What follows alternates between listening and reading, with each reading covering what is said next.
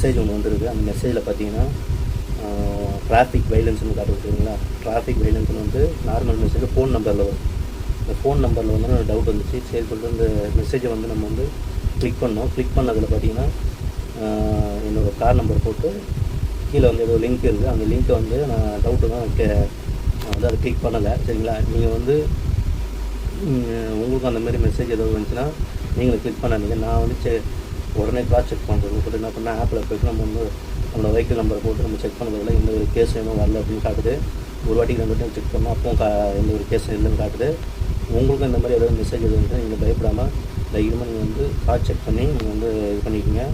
இத்தனைக்கும் என் கார் வந்து வீட்டில் தான் இருக்குது. வீட்டில் இருக்கும்போது இந்த மாதிரி மெசேஜ் வருது. ஓகேங்களா. எதுக்கு நான் இது சொல்ல வரேன்னா, இந்தமாரி ஸ்கேம் வந்து நிறைய பேர் நம்பதான் இருக்குது. இடையில இப்போ ஒரு 3-4 மாதத்துக்கு முன்னாடி கூட ஒரு நடிகர் கூட இந்த மாதிரி வந்திருக்கு. அவரும் அந்த மாதிரி வாகனம் இந்த வாகனம் சொல்லிட்டு சம்திங் ஏதோ வாகனம் போட்டு வந்துருக்கு. அவரும் ஏதோ வாகனம் இருக்குன்னு சொல்லிட்டு கிளிக் பண்ணிக்கிறாரு. அவரோட காசெல்லாம் போயிடுச்சு. அதேமாதிரி நம்ம காசு நம்ம சேஃபாக வச்சுக்கணும்.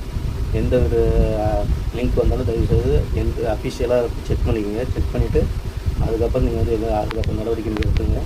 எனக்கு அந்த அவேர்னஸ் லைட்டாக இருந்ததால் நானும் வந்து கிராஸ் செக் பண்ணிவிட்டு அதுக்கப்புறம் பார்த்துருந்தேன். சரி, அதுக்கு தான் இந்த வீடியோ போட்டிருக்கேன். அதோடய ஸ்க்ரீன்ஷாட்டும் வந்து நான் வந்து மேலே போடுறேன். நீங்கள் பாருங்கள். இந்த மாதிரி தான் வந்துச்சு எனக்கு. அந்த நம்பரில் வந்து நான் ஃபோன் நம்பர் வந்து டயல் பண்ணும்போது அது ஃப்ராடுன்னு தான் வந்துருச்சு. சரி, அதுக்கப்புறம் அந்த மெசேஜ் நம்ம வந்து டெலிட் பண்ணிட்டோம்.